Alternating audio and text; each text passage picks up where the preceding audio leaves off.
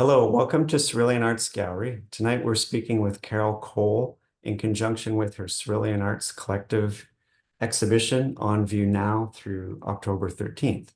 Hello, Carol. Hi, glad to be here. Thanks for being here. So I'm gonna spotlight Tina's view of your show. So Mm. please tell us about your new show. Well, I love Cerulean because it forces me to make a whole bunch of work every year.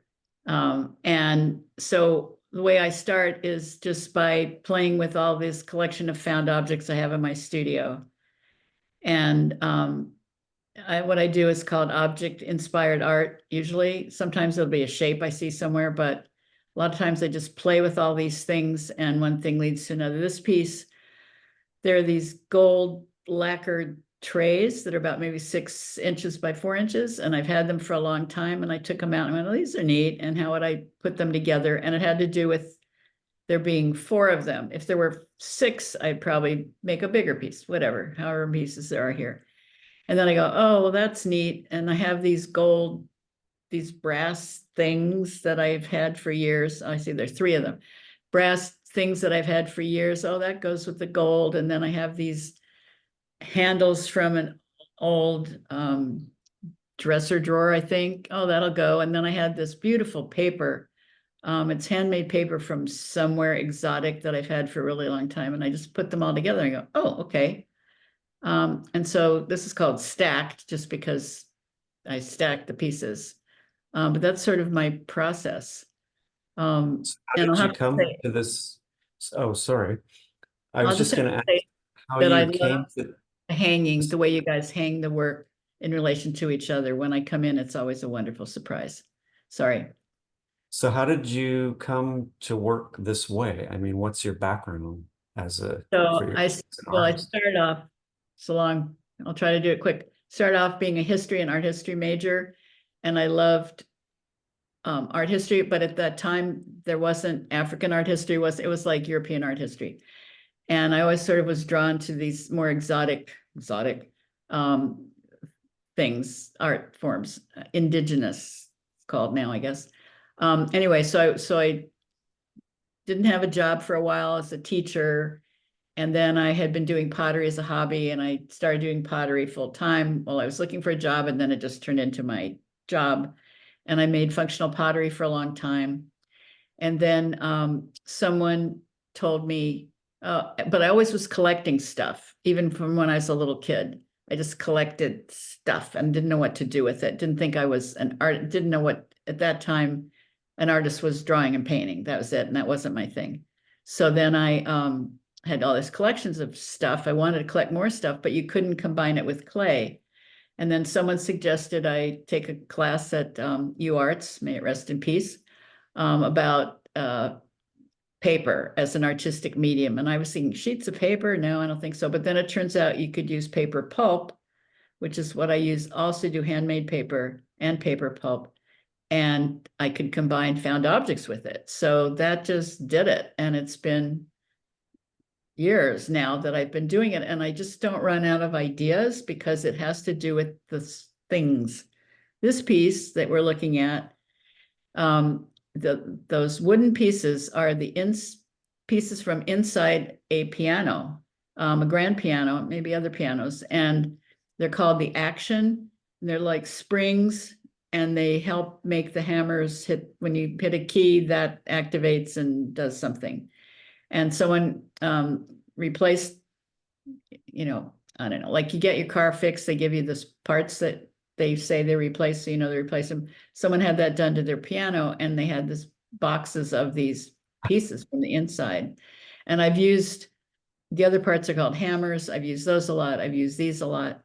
I just started playing with these. I think I started in one corner and just started interlocking them together as they fit together. And this just happened. And looking at it, it looks like there was that I planned it out. And then behind it is sheet music that I Xeroxed and stained. And it's very busy music too. It's Bach and it's like lots of notes. And that's what I'm not a musician, but I knew what I was looking for visually. And so it's called Action Action because the pieces are called The Action and it's action.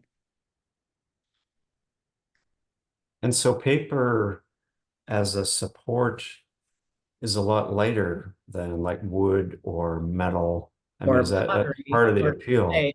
It's lovely. These things look like they weigh a ton and they're basically on, I carve them out of insulation board, like they build buildings out of, sort of like styrofoam, but much sturdier. And then like say this piece, so this is, I cut it out of that. And then where the textures are, where the keys are embedded is paper pulp, like handfuls of it. I use it like clay.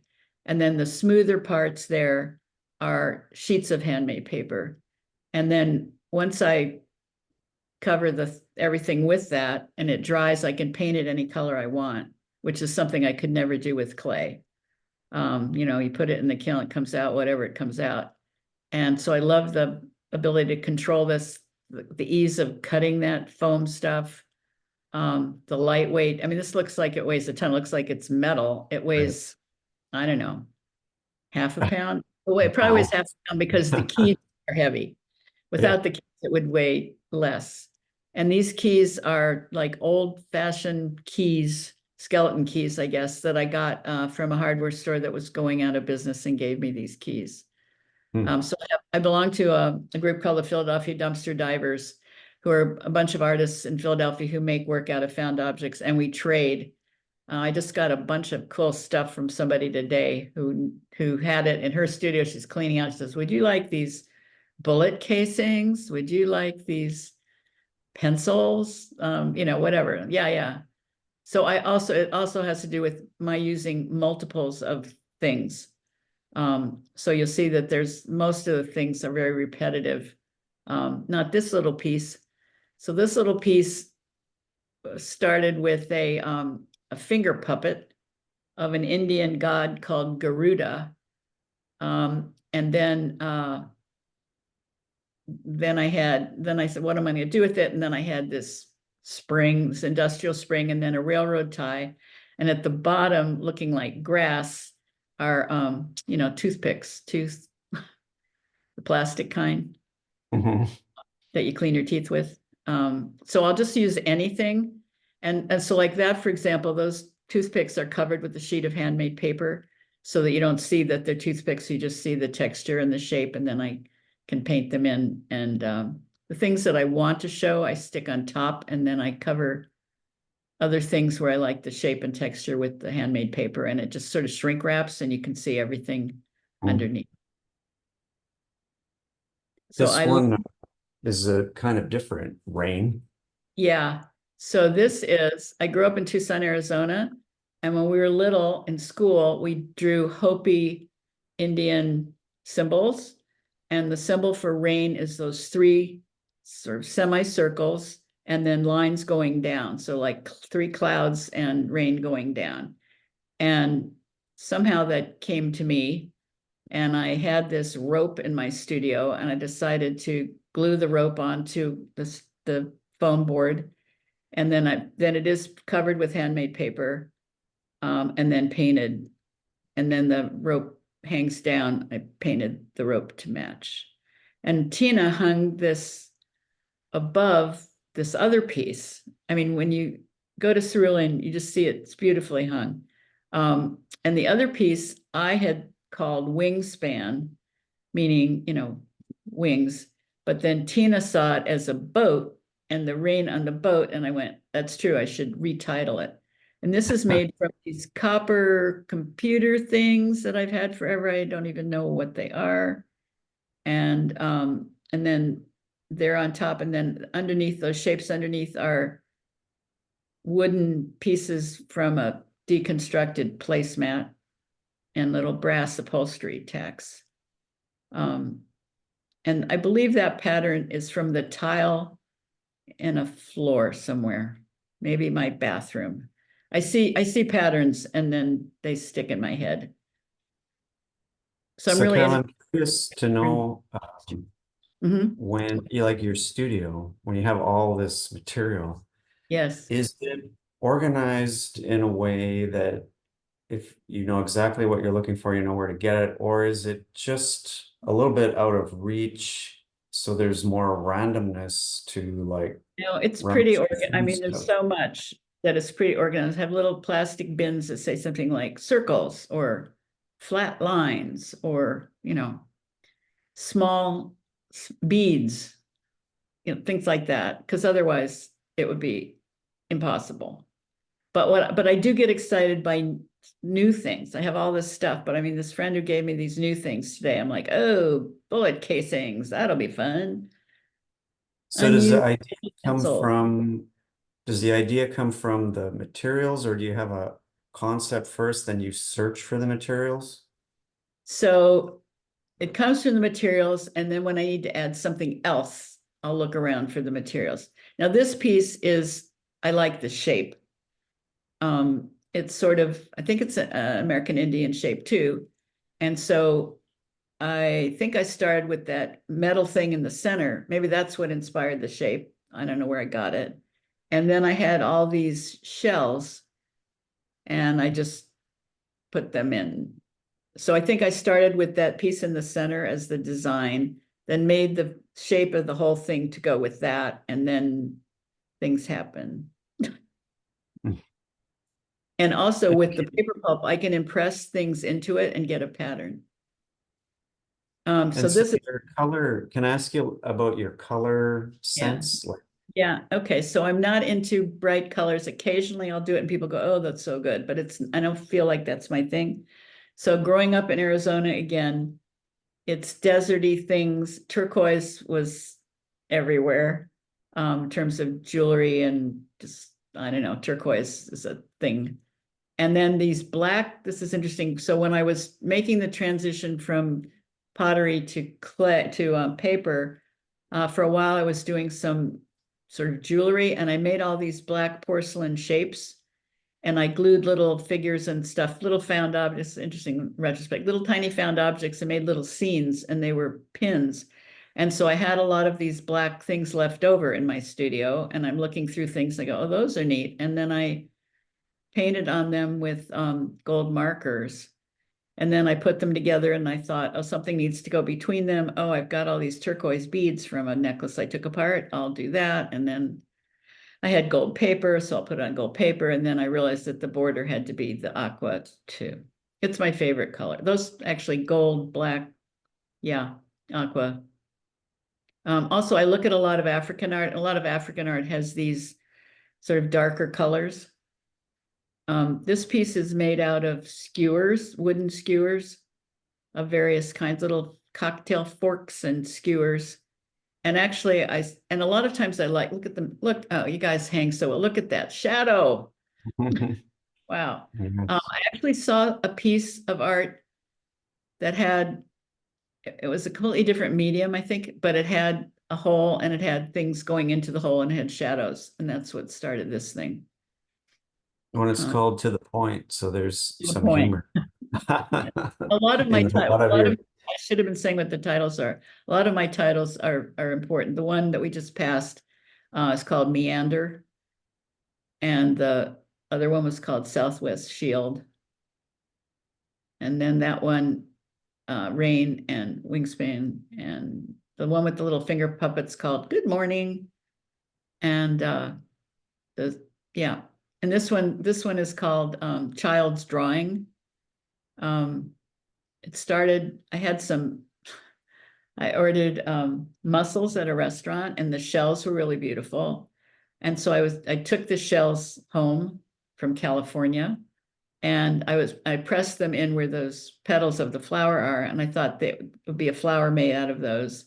But then it turned out they were breaking. So I have just the shape.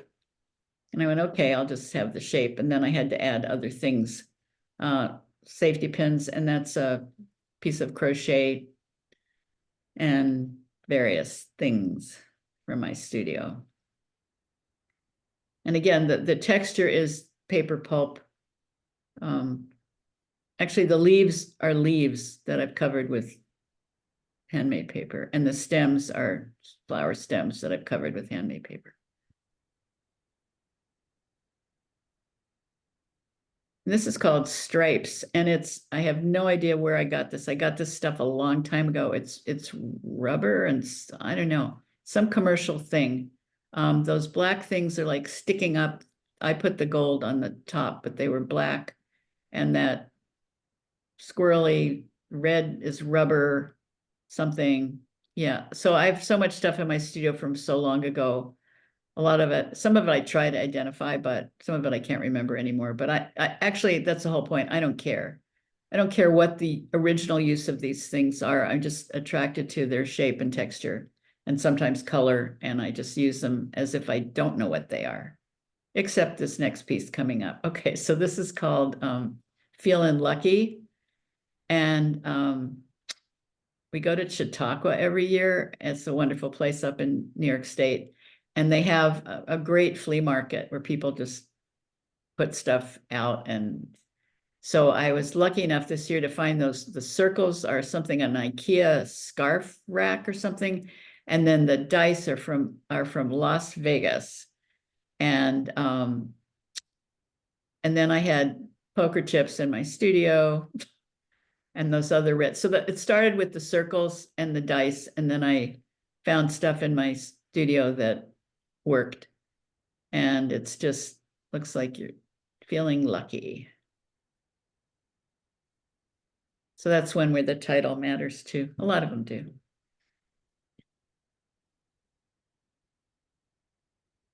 Well, it's a great show, Carol. Thank you. I've gotten a lot of compliments from people who've seen it at the opening, and then since then I've gotten emails from people saying, who are on my mailing list, saying, "Oh, I loved your show. I stopped by and saw it." So that's very great. Yeah. Yes, indeed. So the show is up through October 13th. We hope Yeah. people want to check it out. And everything's also available on our website, ceruleanarts.com. Yeah, that's great. Thank you. Oh, thank you for being here. You're very welcome. All right, take care and have a good night. You too. Bye.